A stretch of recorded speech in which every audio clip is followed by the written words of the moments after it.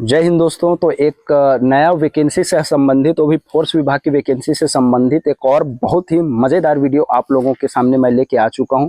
मेरा नाम है ललित कुर्रे, मैं छत्तीसगढ़ पुलिस में कार्यरत हूं और आपको मैं आगे वीडियो में ये बताने वाला हूं कि छत्तीसगढ़ आर्मर्ड फोर्स में सीएफ में एपीसी मतलब असिस्टेंट प्लाटून कमांडर जिसमें 1 स्टार होता है और इसके साथ प्रधान आरक्षक, नर्सिंग, ये दोनों जो पोस्ट है नर्सिंग से संबंधित है और तकनीकी से संबंधित है।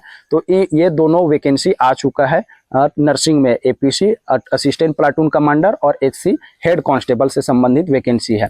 तो इसमें हम लोग सबसे पहले बात करेंगे कि इसका फॉर्म फिलअप करने का समय क्या है। तो इसमें फॉर्म फिलअप करने का समय है 20 अक्टूबर से लेके 30 सितंबर तक है, मतलब 20/10/23 से लेकर 30/11/23 तक इसका फॉर्म फिलअप करने का समय है।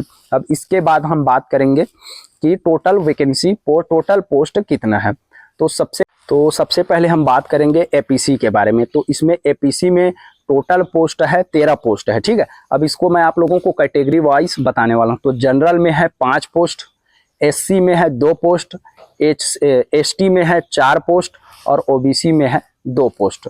तो टोटल हो गया 13 पोस्ट। अब इसके बाद हम लोग बात करेंगे प्रधान आरक्षक में, हेड कांस्टेबल से संबंधित बात करेंगे। जनरल में है 17 पोस्ट, एससी में है 8 पोस्ट, एसटी में है 32 पोस्ट और ओबीसी में है 5 पोस्ट। तो टोटल हो गया 62 पोस्ट है। अब इसके बाद हम लोग बात करेंगे कि इस पोस्ट के लिए सबसे पहले हम बात करेंगे एपीसी मतलब असिस्टेंट प्लाटून कमांडर के लिए शैक्षणिक योग्यता क्या है। तो इसके लिए शैक्षणिक योग्यता ये है कि आपको सबसे पहले कॉलेज होना चाहिए एपीसी में और इसके साथ साथ आपको नर्सिंग का डिग्री आपके पास होना चाहिए।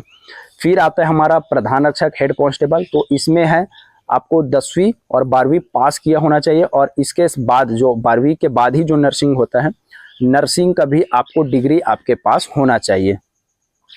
अब इसके बाद हम लोग बात करेंगे कि इसका जो भर्ती है, ये भर्ती सेंटर कहाँ पे होगा। तो इसका जो भर्ती प्रक्रिया होगा वो 4th वाहिनी मतलब 4th BN मतलब 4th बटालियन माना में जो स्थित है, एयरपोर्ट के पास है, वहाँ पे इसका जो समस्त भर्ती प्रक्रियाएं हैं ये शुरू होगा।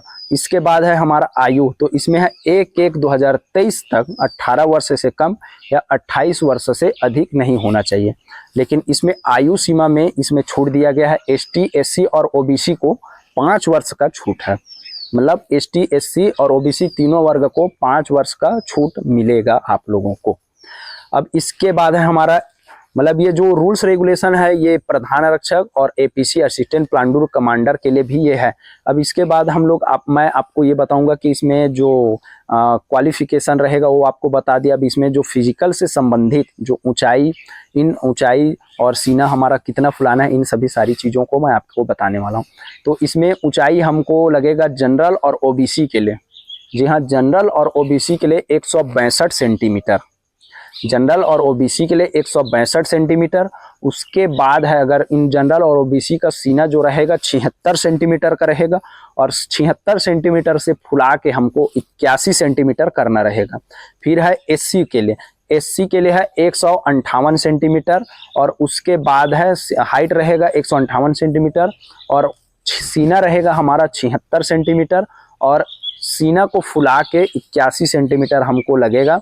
और ये जो है एसटी और एससी दोनों वर्ग के लिए है। और इसमें आपको से मैं और एक बात बताने वाला हूँ कि इसमें जो सीना हमको फुलाना है 5 सेंटीमीटर, इसमें किसी भी प्रकार का कोई भी छूट नहीं दिया गया है। फिर हम लोग बात ये करेंगे कि इसमें जो नंबर रहेंगे, जो फिजिकल रिटर्न में नंबर रहेगा, ये कितने कितने नंबर का रहेगा। तो सबसे पहले जो आपका प्रैक्टिकल होगा, मतलब नर्सिंग के पोस्ट में है, पोस्ट में भर्तियां हो रही है तो नर्सिंग से संबंधित ही प्रैक्टिकल होगा, जिनको हिंदी में प्रायोगिक बोला जाता है। तो आपका प्रायोगिक टेस्ट होगा 20 नंबर का आपका ये होगा। और इसके बाद ट्रेड टेस्ट से संबंधित लिखित परीक्षा होगा, ये होगा हमारा 80 नंबर का होगा। और इसके बाद जो ट्रेड टेस्ट होगा अलग से, ट्रेड टेस्ट मतलब एग्जाम होगा, ये हमारा होगा 80 नंबर का होगा। और इसके बाद जो फिजिकल है वो सभी चीज़ें आप लोगों को नीचे पीडीएफ में वीडियो के माध्यम से आप लोगों को समझाने वाला हूँ।